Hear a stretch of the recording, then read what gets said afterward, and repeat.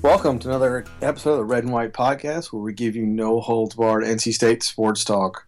We'll tell you how it is, even when others won't. I'm your host, Evan, and I'd like to welcome back my co-host, Dustin, who took a week hiatus. Dustin, how's the wedding planning going? Oh, it's a ton of fun, man. It's real great. I love it. I really do. Well, this week it's a tourney week. It was tourney week. And we're going to try to talk hoops. We have our special guest. Y'all might remember him from the 2005-06 basketball season. Yeah. Somewhere around there. Cam Bennerman. Thank you for joining us, Cam.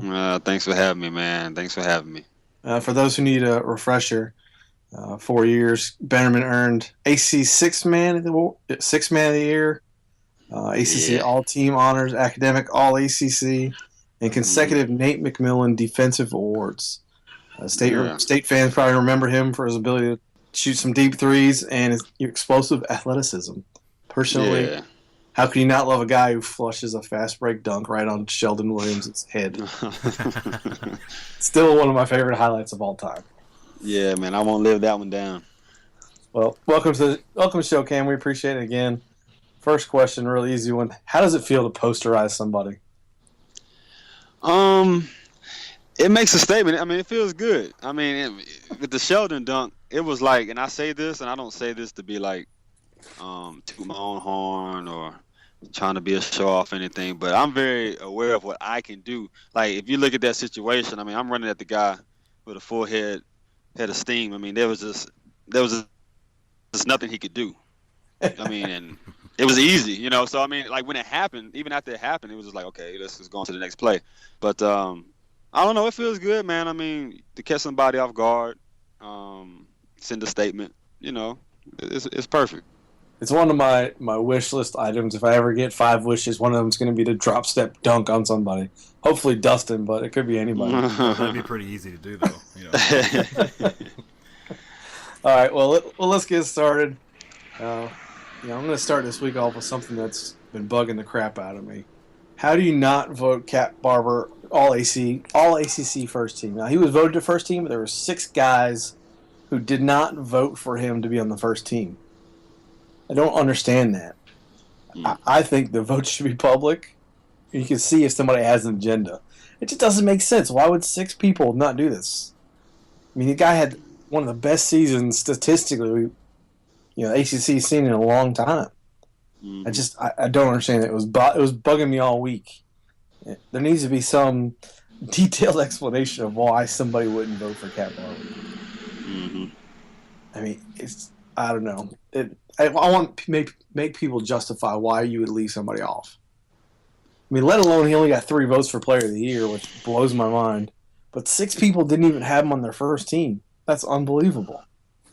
Yeah, I would love to know as well. I mean, Cat, the first time I saw him play was in a pickup game. It was in Carmichael.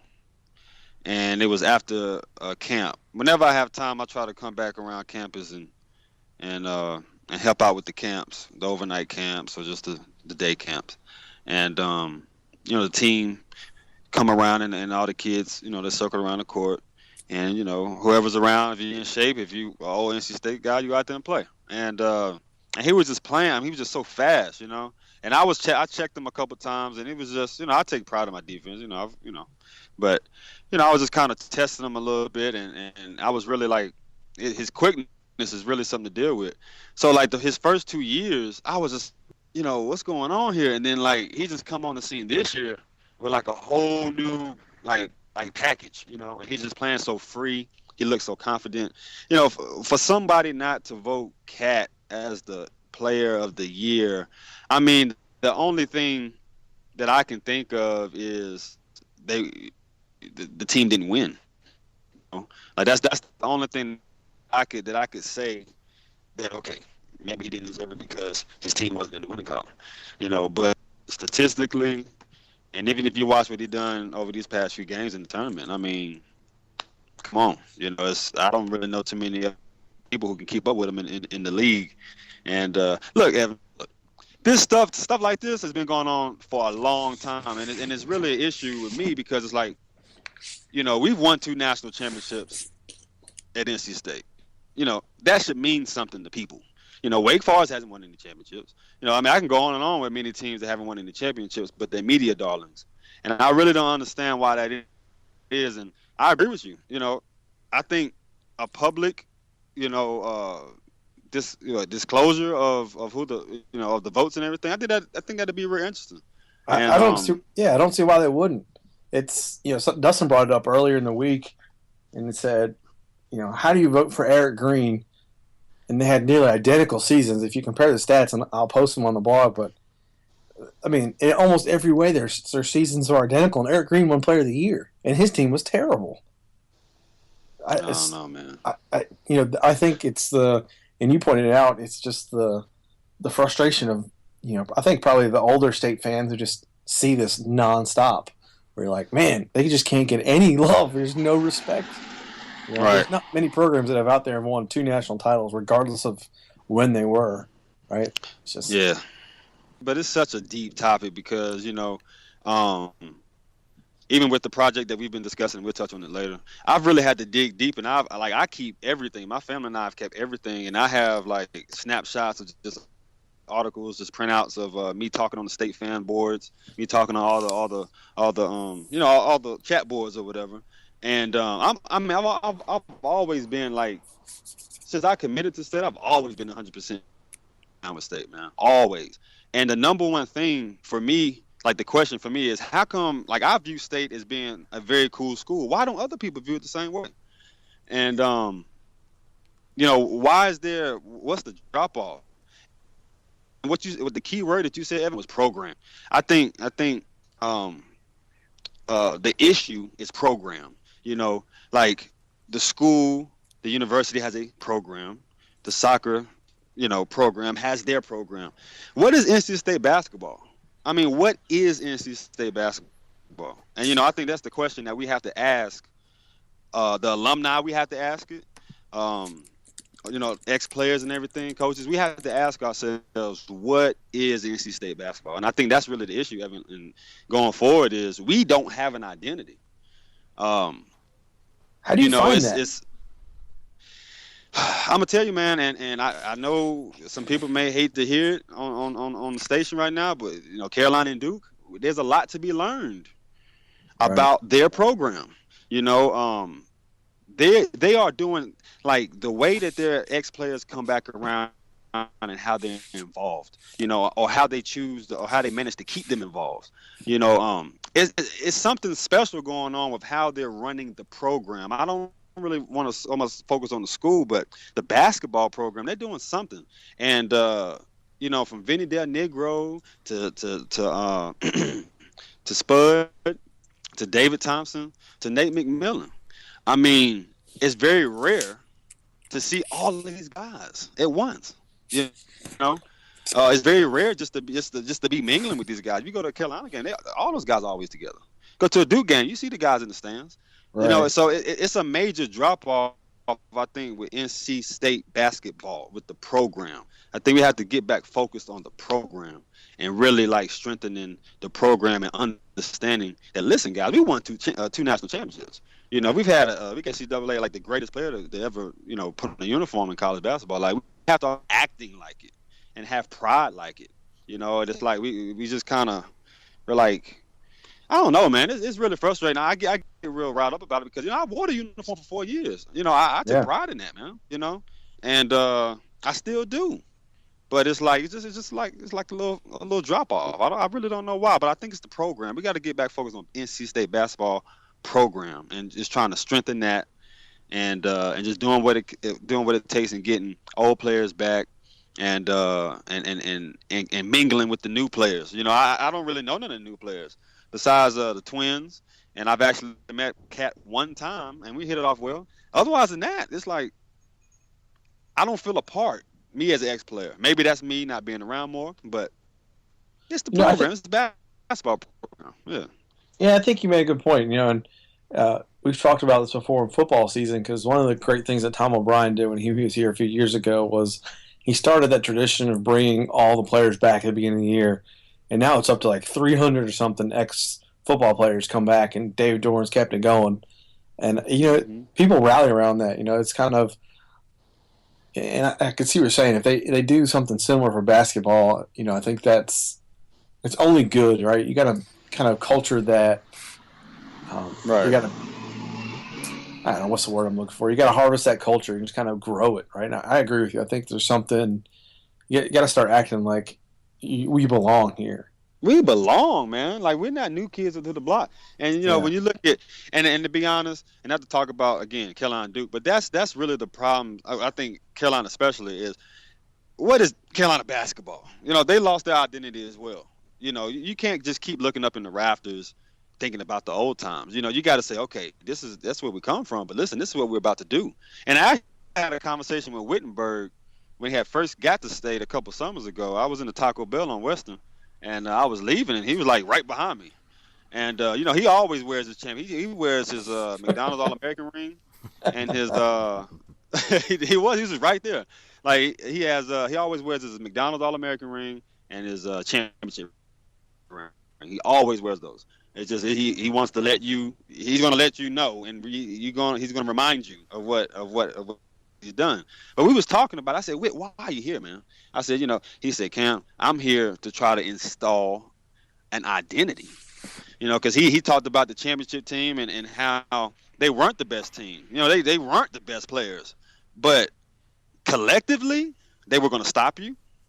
They had certain things that they hung their hat on when things got tough in the season or in the game, and it worked.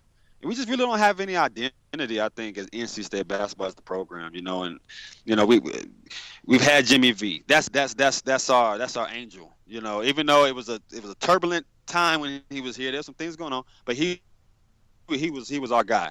Dean Smith, Coach K.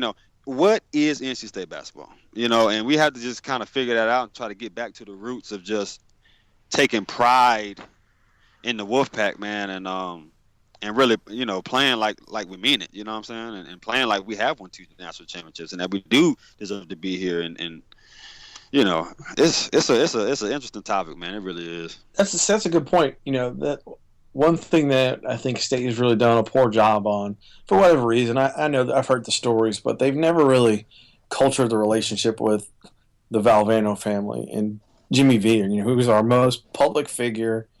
Everybody knows him. Everybody knows the name at least, right? And then, we don't do anything to, cultivate that, whether it's for us or for them or for everybody, right? I think that's something that, somebody has got to mend the fences there and bring that relationship back. I mean, for them to have a Jimmy V tournament every year that we're not invited to, doesn't make sense. It doesn't make any sense. It makes zero sense, man. Yeah. Yep. So I agree with you. I think that's something that the administration and the program has to work on. And I know I think Wittenberg just left to go to associate athletic director role. So maybe, give him an opportunity to do some of that stuff. I hope so. Because he knows the recipe. It's just out of, there's a lot of people that's involved, and it's just a matter of maybe trying to get that in motion, but yeah, man, but we need it, we need it bad. I hate to see games happen like today. It's a classic, when you say, okay, there was no timeout, you get the ball, Cat's coming down, it's all on Cat. Cat should have pulled the 3, Yeah. Pulled the 3, period. Yeah. Even if he just but I hate it's so many letdowns like that. And it isn't just this season, but it happened. It's happened even when we were there. It's like this mystical. It's like it's mystical. You know what I'm saying? It's like in this place that you can't quite put your finger on, but it's there. Right. Yeah, and every coach that come through, whether it's Sidney Lowe, whether it's Coach Godfrey. It puts a very big pressure on them to try to to try to tackle this issue, and the only issue they're rightfully so concerned about is winning games. And it isn't. What does Godfrey have to do with Jimmy Valvano? You know what I'm saying? But now that he's in that red and white, and for instance, he has a lot to do with it. It's about leaving a legacy. But then again, what is NC State basketball? We got to get back to that. And we don't know. We don't know. So Right. What this might be poking the bear for some people. In your opinion, would it help if there was a particular former alumni basketball player who's a really successful coach at a mid-major school? You know, if he happened to be interested in the position. you know, I think I don't know. Because it's like you have to look at other examples. Carolina. That's one university who's always hired their own blood. And Darty was the one. Me and my dad were just talking about this earlier today. For some reason, Darty was the one that it just didn't work. So you can never really say if it's gonna work or not. Right. I mean, it's hard to say until a person gets in position. But still, if we don't, I'm talking about NC State University or NC State basketball. I don't care who's the coach. Until when I say we, it's like it's going to take a collective. It's going to take the student body. It's going to take some of the old heads. It's going to take the championship, the two championship teams. It's going to take the current teams. It's going to take us to really try to define NC State basketball. And what it is and what does it mean? What does it mean when you come down? First of all, I think we need to go back to rentals. I mean, oh God, like I said, I've been screaming this ever since when I was coming in. The RBC, I don't know how the team is now, but we would rarely go out there. That's not our home. The WB or the Dell Center, it looks exactly like it. Don't get me wrong, but RBC isn't our home. The away team spends as much time in the gym as we do, in the arena as we do. Yeah. So it's like it's all these kind of things. It's all these kind of things, man. And I don't know if a coach could really, single-handedly, make a difference, in this regard. It's so deep rooted, but yeah. Then again, he could. So I don't know. I think you're right on. I think a lot of the fans would much rather be in Reynolds in an on-campus arena. Yeah. Where it's just a little bit. The atmosphere is different, right? It's more college basketball atmosphere. Yeah, I think that's something that State's been missing. You go in the PNC Arena like a year like this year, and it's half full, and it's just kind of, I don't know. And then as a player, like you said, you get used to shooting it. If you're playing in Reynolds all the time, you're playing in PNC all the time, you get used to it. Right. And you're playing on a foreign floor. But anyway. It's very foreign. Yep. Yeah. So getting back to the season, what do you think of the season Cat had? I mean, I think he had 9 30-plus point games. That's impressive, man. I'm gonna be honest with you, man. Ever since I left NC State, I haven't done a great job of keeping up with the basketball program for personal reasons. Yeah. But once I heard about Cat Barber this season, I'm like, okay, is this the same guy who couldn't knock down the jumper? I don't get it. Is this the same guy who couldn't, And then I tune into a game, and it's like he's totally different. I think he just figured it out. And even when I was playing, my junior year was a very, very good year for me. I think I enjoyed my junior year more than my senior year. I mean, it was just highlight field. I should have left after my junior year, but I didn't. But it's whatever. It's no big deal. But I just think he figured it out, and I think it's like a combination of maturity and just knowing yourself and knowing your game, and just simply saying, "Hey, listen, there's just nothing you can do to stop me." When Cat Barber goes in a straight line to the back, you can't stop him. Yeah. He's unstoppable. I just think he's had a brilliant year, man. And we got an incoming freshman coming in next year who's supposed to be, pretty good. And I don't know. I just think this is a good way to maybe for him just continuing on. And I think he had a brilliant year. I think it was great. And I haven't really kept up, but I've heard. I think you're spot on, and it's funny to listen to, or if you look at the first 2 years, and he had okay years, but everybody's like, all right, man, he was a top 10 player coming out of high school. He's supposed to do all this, and he's kind of struggled. He comes out this year, and it's just lights the world on fire. And you're thinking, well, maybe he started early on. Oh, he's hot, but he did it all year, which was unbelievable. The first 2 years, I would say you could describe as like just out of control. Yeah, like he had the speed, but he had it was just too fast. And now he's learned to manage the speed with the game itself. And when that jump shot starts falling, that doesn't hurt either. So exactly. Yeah. Last week I talked about Gottfried's comments post BC game. Somebody asked him if Cat was going to go pro, and he was kind of shocked. Coach, not saying that it is, but if it is Cat's last game, what would you say about his legacy? No, I'm not going to answer that question. He's got a lot of basketball left to play here, and should be next year here as well. So we'll see. As it happens, Cat already announced that he's going through the NBA evaluation process, which doesn't mean he's going pro, but it's going to basically see where the pros are going to tell him how his game is, where he's going to get evaluated, blah, blah, blah. I mean, I don't expect him to return. I don't think there's any reason for him to return.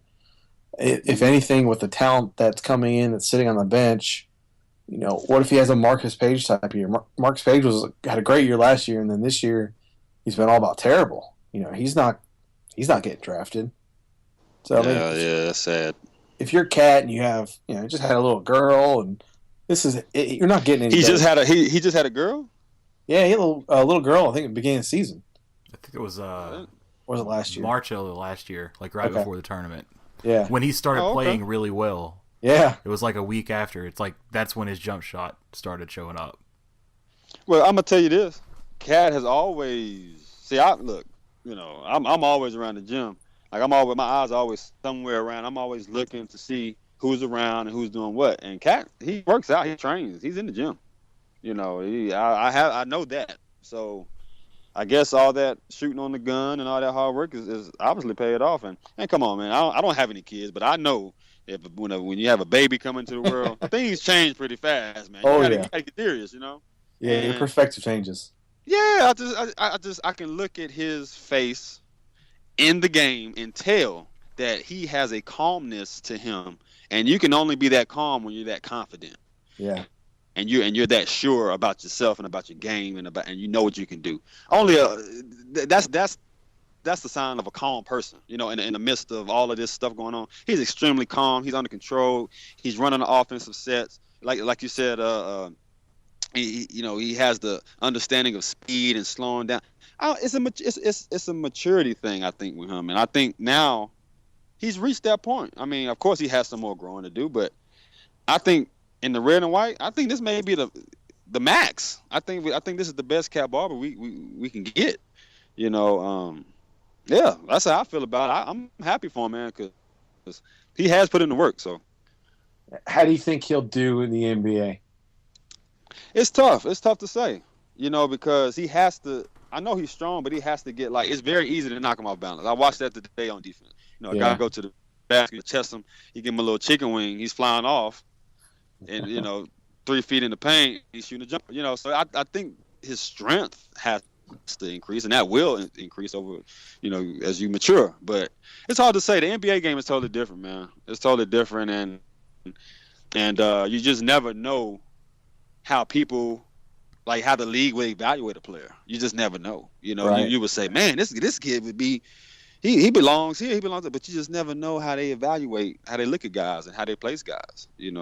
I definitely feel like I deserve to be in the NBA. I got NBA athleticism. I can do everything, but I'm a 6'3", 6'4" wing. Yeah. And even though I can get the job done, it's just their interpretation of the situation. And who am I to try to argue? But go overseas and you play, and you show what you can do, and you just try to keep them informed. So I don't know. It's gonna be interesting. I think he does deserve a shot. He does. I think he's proved that. So I hope he does get a decent shot. I think he's more of a scoring point guard as opposed to going back to Lorenzo Brown. I think he's more of a distribution point guard. I think Cat's a better shooter than Lorenzo was, and that's probably why Lorenzo's, been bouncing around the league a little bit. Yeah, bouncing around, yeah. I think the 24-second clock probably benefits somebody like Cat who can play at that speed. You know, he can play fast, and he's shown that. But I Right. agree. I think he is small. He could get pushed around a little bit. But I guess we'll see. I'm He's not sure. taller.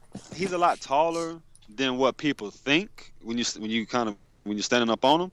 But he plays kind of small. He plays smaller than kind of what he is, and he's quick and everything. But if he can just get a little stronger, man, I mean, it wouldn't hurt. But yeah, I mean, he's definitely a scorer. So, here's a question I've always had about college basketball players. I think you kind of see it. I think it kind of manifests itself because it seems like there's not a whole lot of guys that are really good at shooting. Surprisingly, it's one of the fundamentals. You look at it and you're like, man, why can't these guys shoot? How much time do you have as a college basketball player to sit on the gun and shoot and just develop your shot?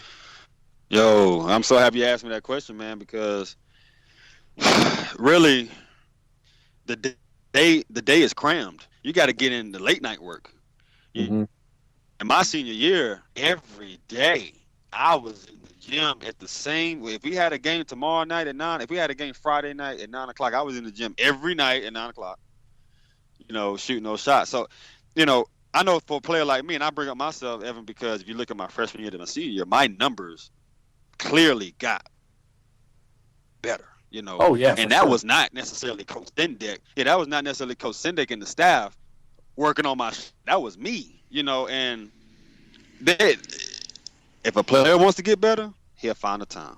And you have 24/7 access to the practice facility.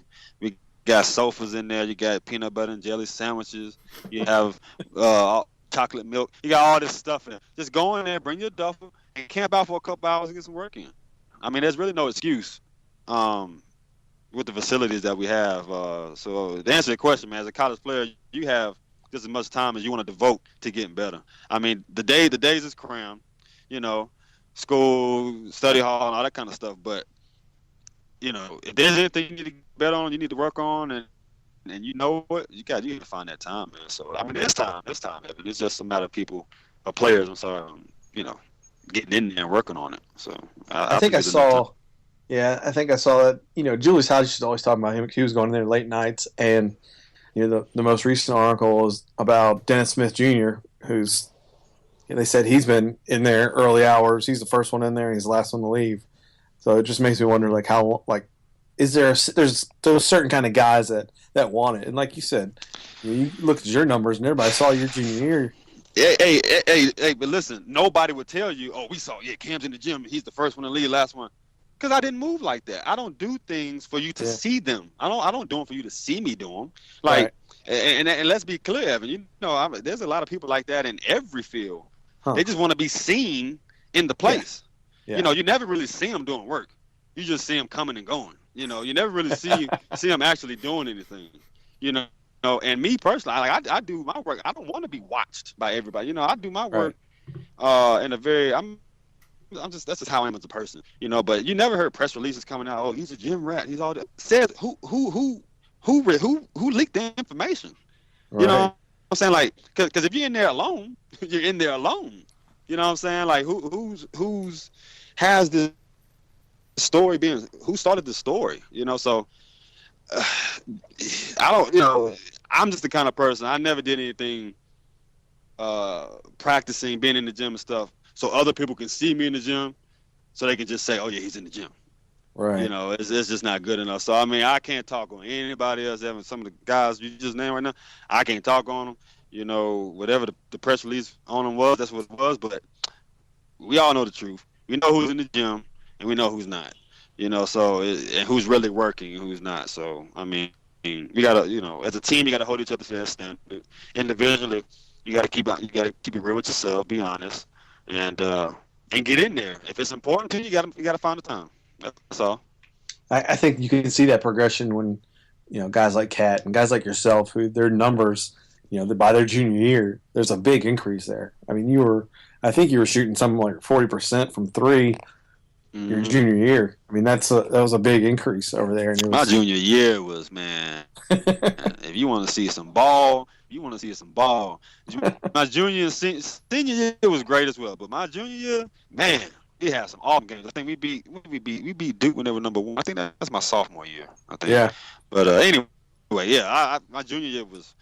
I had an injury. I had an elbow injury late in the year. Ingen had me and Ingen had a little altercation in practice. We was diving for a ball. He dealt with my arm, but I was on fire that year, man. I probably should have left after that year, but you get better. You stay working. You don't do it for the media. You don't do it for the likes and the Instagram post or whatever. You do it because this was necessary and it has to be done. Cat's a father now. I mean, he has all the extra motivation a person, a man could need to get up and attack your job and try to be the best you can at it. So I mean, yeah, like I said, there's just nothing you can say about the numbers and when somebody just clearly gets better every year. It's just obviously he's doing something right. So I'm just happy for Cat, man. So I think that kind of leads into my next question. More kids need somebody to tell them that, right? Tell them you got to earn it. You want to get in there. If you want to get better and get the attention, you want to get to the next level, you got to do the work. Before we were recording, you mentioned you were writing a book. You care to tell us about that, or is it top secret? No, I'm not. Kind of, sort of, not really. Actually, if anybody's, whenever this gets out to the waves, and if anybody's listening, you can actually go to my website. It's called cvmxii.com, and I actually have the introduction up for the book for free. It's up on the website right now. The book is called The Process, and it talks about this process of basketball that we have to go through as athletes. For me, my process started when I was 6 years old, and it's still going to this day.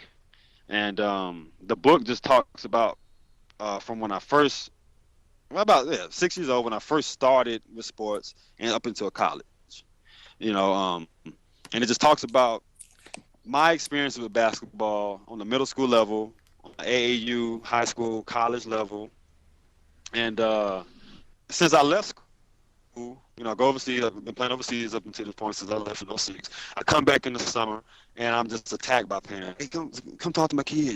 He's playing basketball. She's playing basketball. She's thinking about playing volleyball. He's thinking about doing this, and just can you come visit us and talk to us? And I can't. I just can't come visit every parent and child who asks. I just can't do it, and I feel so bad when I say I can't, because I remember being a kid. Sometimes all you need is just a little, high five, or just be able to just put your eyes on somebody who, like a real figure, and say, you know what, I can be this. Matter of fact, I can be better than him.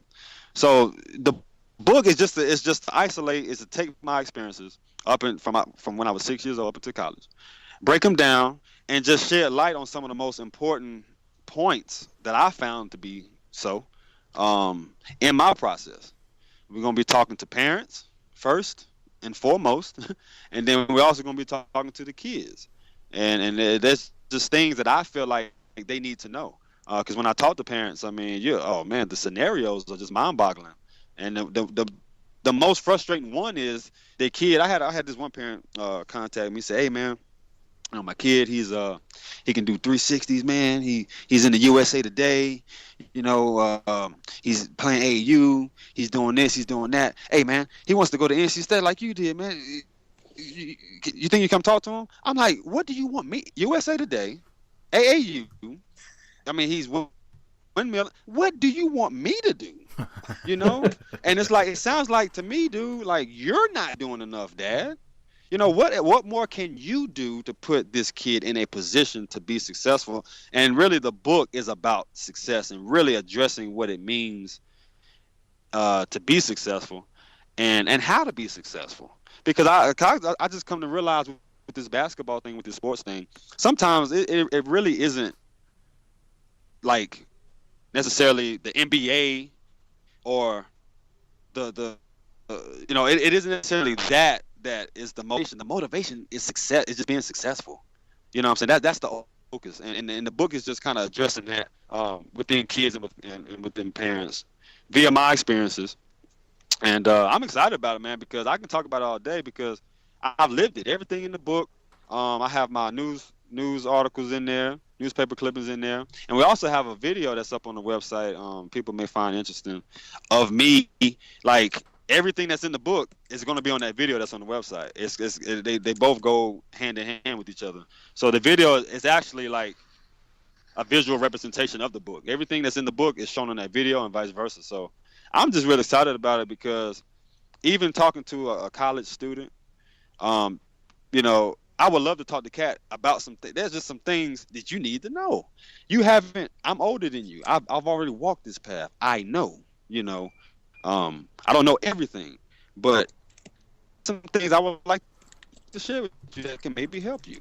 You know, it could go to a high school student, it could go to a middle school student, it could go to somebody trying to go to prep school, it could go to somebody who isn't even playing sports, and they're trying to figure out what their move is and how to go about it, and they're trying to figure out what school to go to. We're talking about the AAU, we're talking about the college recruiting process, we're talking about a lot of things in the book, and I'm just so excited about it because, you know, I've been through so much, and it gets to a point to where you want to share it.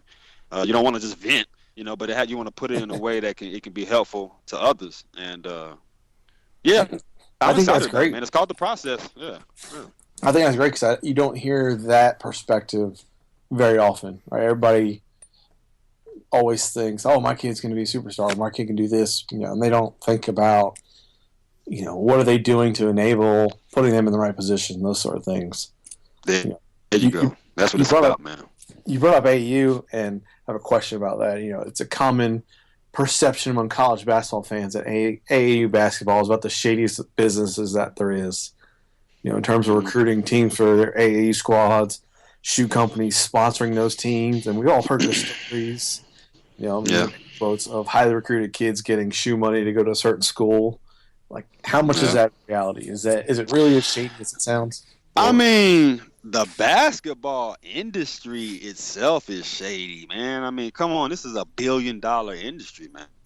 There's a lot of shade in this $1 billion industry of basketball. I mean, and AAU has gotten a bad rap just simply because there's a lot of loopholes. And, I mean, for me, AAU was great for me. You know, AAU worked wonders for me. I traveled. Me and JJ Redick was playing against each other when we was like 10. I got it on videotape. Me and Rashad, I'm a Cans fan. Yeah, and we remember that stuff to this day. Every time we see each other, it's all love. It's just the AAU circuit puts you in places that you just can't get to local. You can't stay local. Basketball is a globalized sport, and I think AAU has done a good job of in the United States of just bringing all of these people and kids together in the name of basketball. With that being said, I think I can't talk but so negative about AAU. It's been great for me. But like anything, I mean, with you know, it's a $1 billion industry, and the recruiting process like starts as soon as a kid really picks up a ball. You know, when I analyze it when I was writing the book and thinking about my process. I mean, AAU really isn't the issue. You know, it really goes a little bit deeper than that. I can't really say too many negative things about AAU because it's nothing bad never happened to me. But there are people and more people that's getting involved with AAU. It is getting oversaturated. It is flooded. It is money driven.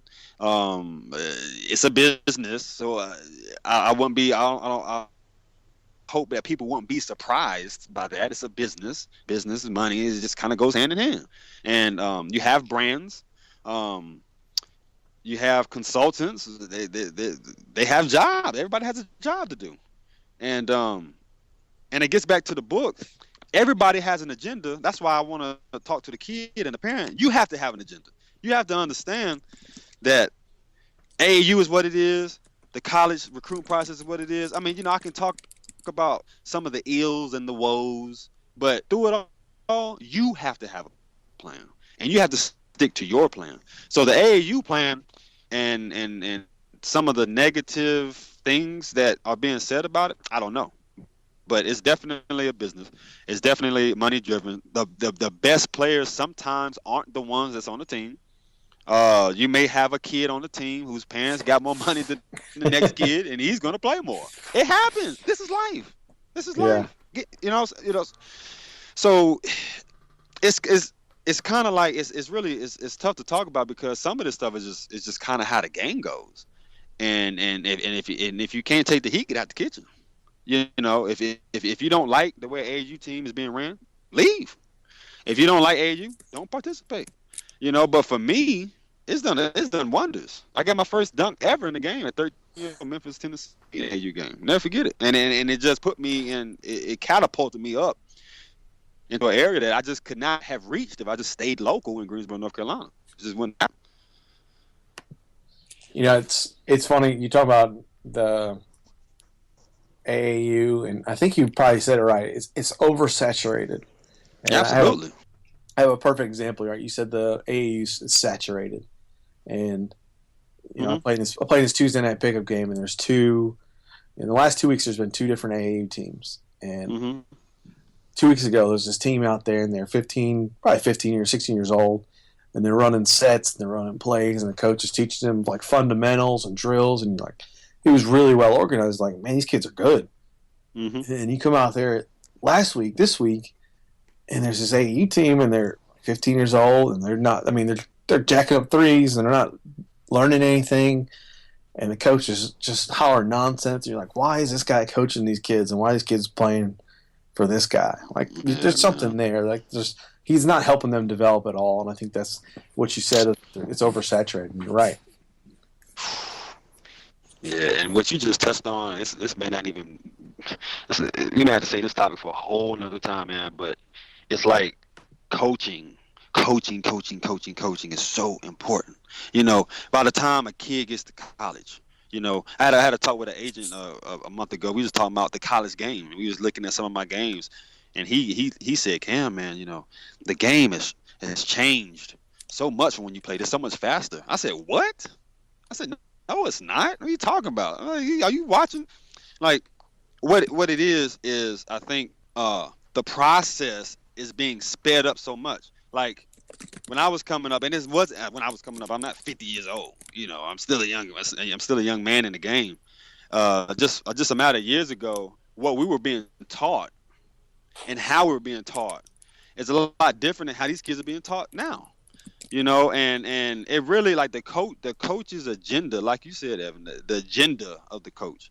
You know, what is the goal here? What are you trying to do? You know, a lot of times in AAU, it's one guy. It's one golden child on there that's making everything possible. Yeah. It's making all the sponsorship possible. It's making all the it's making it's making like just everything possible. Like, it's always one guy. And a lot of times the coach just kind of plays fiddle to that guy. Or he plays fiddle to a sponsor. Or he plays fiddle to a parent. Right. Or he's playing fiddle to somebody. Very rarely it's his own fiddle. You know, so it's like, you know, to a coach, man, for AAU squad is very difficult. And I know as a player, I can only speak from a player perspective. In AAU, that's when you let it all hang out. You know, you don't really try to organize too much in AAU. You know, that you kind of experience that in high school, like during the season. When the summertime roll around, it's kind of the time to let it hang out a little bit, and you know, may the best player shine. Kind of one of those deals. So I don't know, man. Coaches, that's a tough job, man. Well, okay, and we're running on about 50 minutes here, and I don't want to hold you up too longer. But I do appreciate this. This is some awesome stuff. You want to tell us again where our fans and listeners can find you and follow you and learn more about what you're up to? Yeah, man. The website is cvmxii.com. CVM is Cam in a unique way. XI is Roman numeral for 13. And it's really a project that I'm working on. You can go to the website. We have the introduction up for the process, which is my new book that's coming out in the next few months. You can read the intro there and kind of get a better feel for how it flows. It's going to be a very brief read, a very entertaining read, nothing too heavy. My social media on Twitter, I'm Cam Bennerman. I'm at Cam Bennerman, and then Instagram, I'm Cam_Bennerman. And I just got a lot of good stuff going on, man, and it's all basketball related. I'm actually about to go to Canada Saturday for some business. I'm excited about that. We'll see how that goes for the next few months. But yeah, I mean, any fans listening, just look. I love you guys. I love the fans. I love the university. I love the team. I want to see the red and white do well. Just hit me up. Stay in contact. If you have any questions, anything you want to ask, I mean, I'm very vocal on social media, and I'm not too hard to find. So, That's awesome. And yeah. Well, let's Cam out. I wish you the best of luck with all your stuff, man, and we'd love to have you back on anytime. Thank you, man. All right, man. Thank I appreciate it.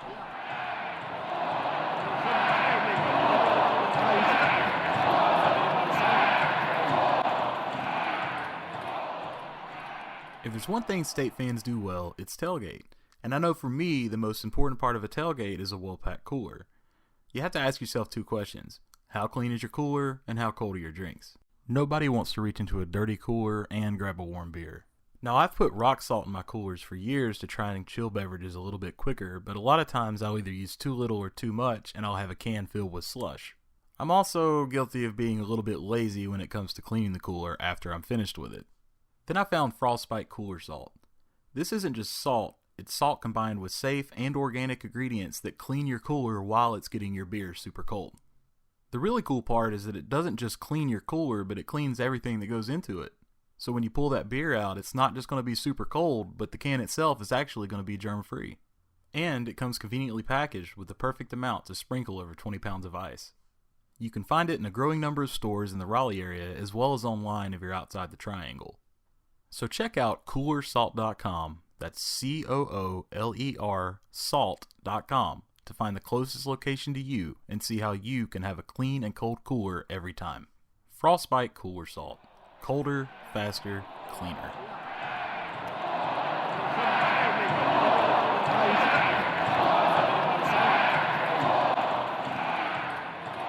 All right, we're back. I mean, that was a pretty awesome interview. I think Cam had a lot to say.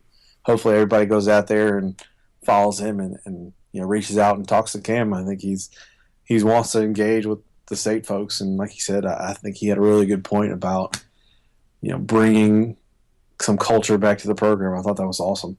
Damn it! I forgot to ask for the signed copy. Oh, the Red and White Podcast Edition. Son of a bitch. Sorry, maybe he'll listen. He'll reach out to us again. Yeah. No, but that was really good. I'm glad he was on. I'm glad we got him on here. And I'm gonna post a video to that Sheldon Williams dunk because while he underplayed it was awesome. Yeah, that was great. Yeah. Well, I guess we can talk about the tournament a little bit. The tournament that was. It is now Wednesday night, and the Packs are probably on their way home. We got a win over Wake. It was ugly. I mean, I think there was like 5 possessions in a row where there were just dunks, and it was like turnovers and lack of defense. And I don't know. I feel pretty good about playing Wake anywhere outside of Winston-Salem. But hey, a W in the ACC tournament is a W. And I think they said today that State has more wins in the ACC tournament since 2005 maybe than any other ACC program. Well, see, that's not necessarily as good as it seems because it means that we've played more games, meaning we started earlier too. Well, that's true.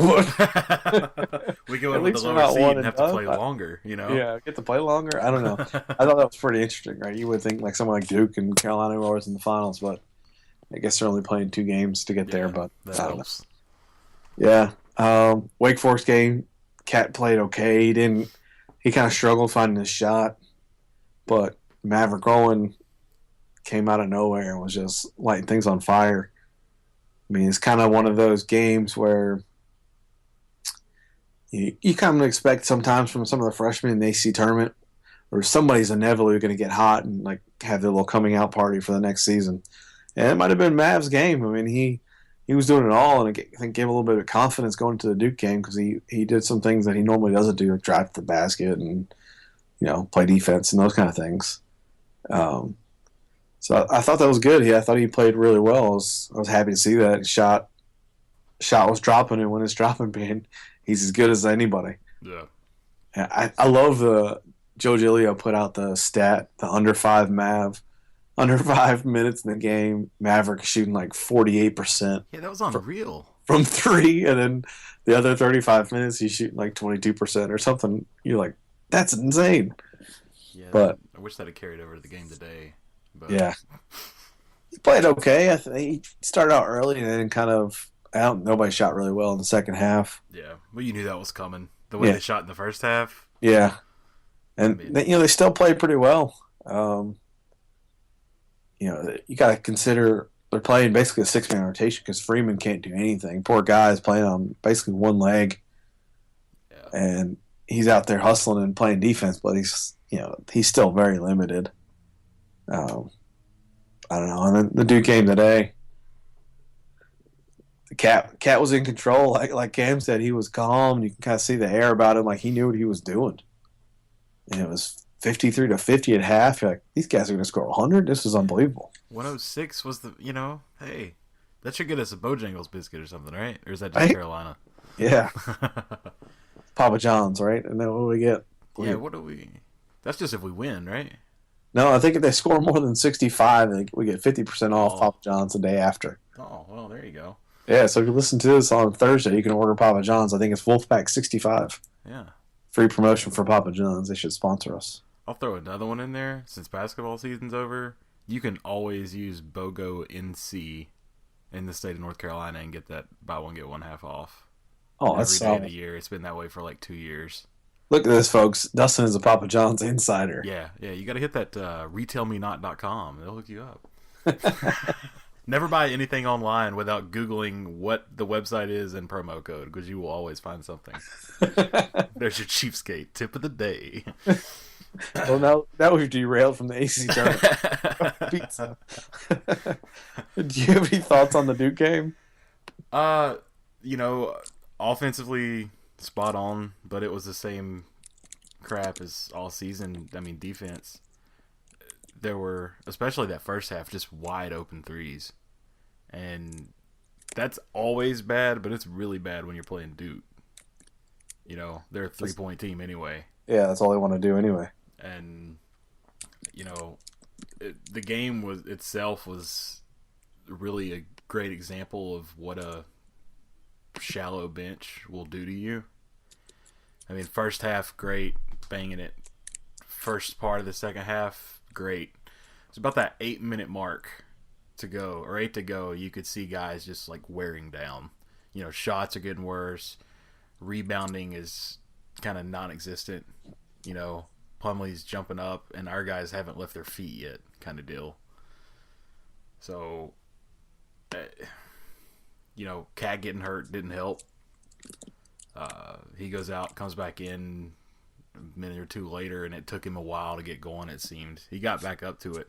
But by then, it was like an 8 or 9 point deficit, and we got back from that. But that was thanks to him kind of getting back into the flow and Grayson Allen being his normal shit-ass self with all his fouls and that flagrant, and then, that little smug look that he's just laughing about it when they call it on him. I like that they pointed it out during the game. There was a Doris Burke and whoever the other guy was. They were announcing, and they said, he tripped 2 people. They shouldn't be standing. He should have gotten suspended for a game. Like, they were legit. They brought it up, and they didn't avoid it, which they typically think they're going to do when you're talking about one of the Blues. So I'll give them credit. They brought that up and they pointed that out. But yeah, like, he's going to be the most hated player in the league if he's around. He's just going to be. He's got that reputation already. Oh yeah, he's the. I would think my most hated Dookie was probably JJ Redick. But yeah, just because he was obnoxious. Yeah, he was the. I go to Duke and I know he was the Leitner of his, his time. He really was, and right. This little kid is, he's going to fill that role nicely. He's a Yeah. son of a bitch. He really is. So, He's got something about He really is. So, he's got something about him, and you just don't like him if you're not a Duke fan. I don't think anybody likes him. no, and we recruited him pretty hard too. I don't know. I would have liked him then. Yeah, he'd have been all right then. Then everybody else would have had it coming, but now, Yeah. screw that. Yeah. So, nothing to be ashamed of in that game, though. I mean, they gave it a go, you know. They played hard, man. I tweeted out during the game, like, you can't hate on that. They played hard. They had a couple possessions where shots weren't falling, some turnovers, whatever. But, hey, it was 92-89. Yeah. They played pretty well. The last possession will bug me until next season. Yeah. I don't understand why. Okay, so Cat brings the ball down. The offense is stalling. Godfrey's sitting on a timeout. Use it. Yeah. I think he was counting on Cat to do something with it. Like Cam said, he just shot it. Right. But if you pay attention all year, Cat struggled in those possessions. Those last possession under 30-second possessions. He's looked a little like deer in headlight-ish. I don't know what it is, but like I don't know if he didn't want to take the shot or he's trying to get somebody else. But like, you're making everything. Just shoot the ball. Like nobody's gonna hate on it if you're shooting.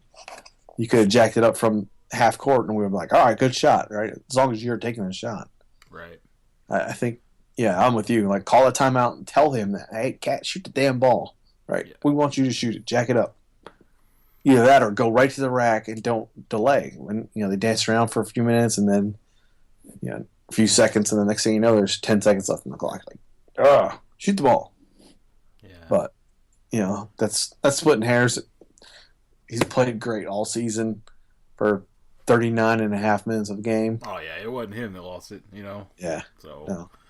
I don't know. My last point, it's the same thing we've seen the past 4 years, where it's just March rolls around a tournament, whether it be ACC or the NCAA, and Godfrey can get guys motivated. Right. So my thinking is, if we could couple that hard play that he always gets with a good seed to start the tournament, hey, we might win something. But starting on a Tuesday and playing hard, I mean, you're not going to win. You're screwed from the get-go. Yeah, you've got to play 5 days of basketball. So get that double bye like Carolina's got, Yeah.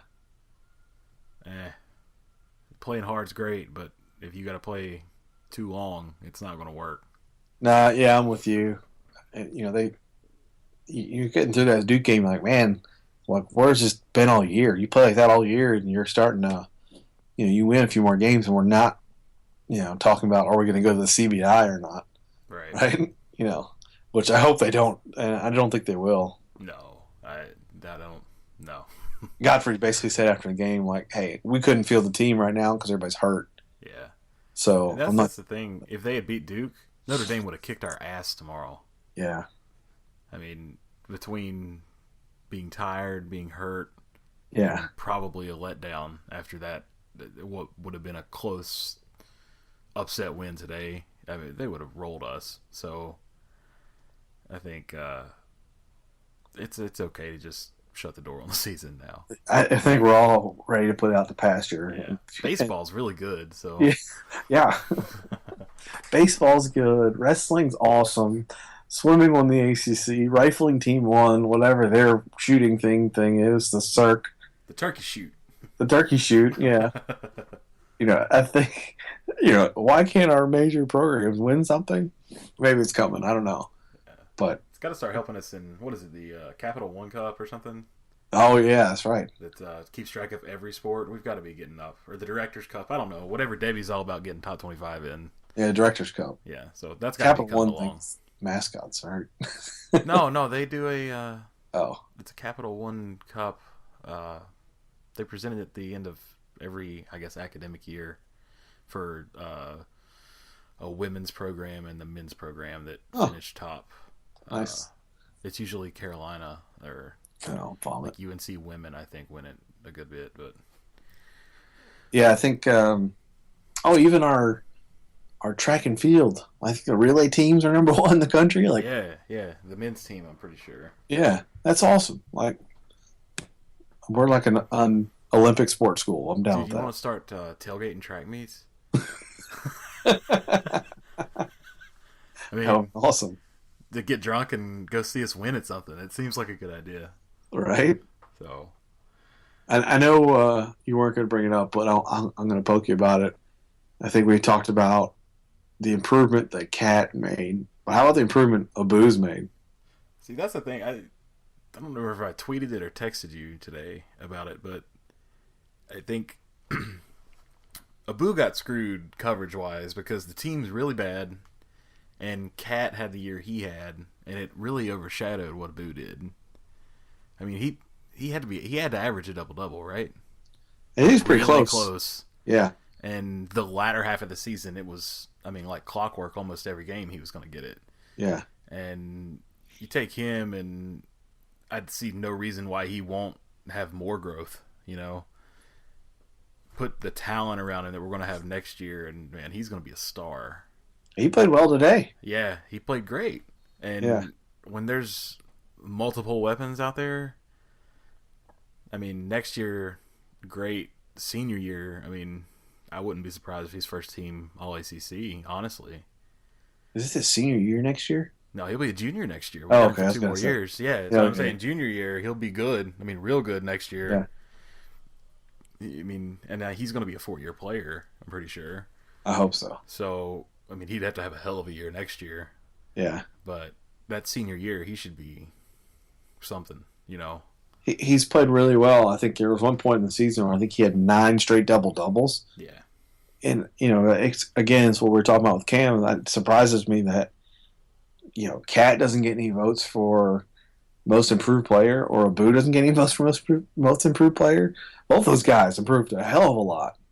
See, I think Cat turned it on late last season. Yeah, I guess maybe that so. took him out of that. Because it was like a switch flipped. And Yeah. his shots started going down. So he showed hints of it.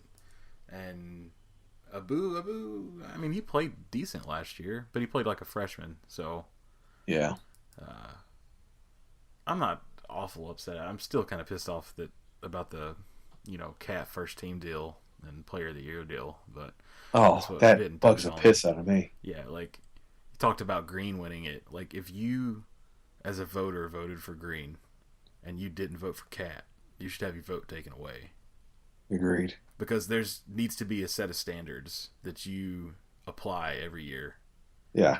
And that shouldn't be situational. If it's good enough one year, you have to use those standards that you voted on the next. There's no excuse for that. I'm not even saying that I necessarily would have given it to him, but I don't think I would have gave it to Green either. I'm on that. Yeah, you might not like it, but I do put the team effort on it. But I think Cat had a better year than Green had. Yeah. You know, he didn't score as much, but he also didn't jack up as many threes as Green did.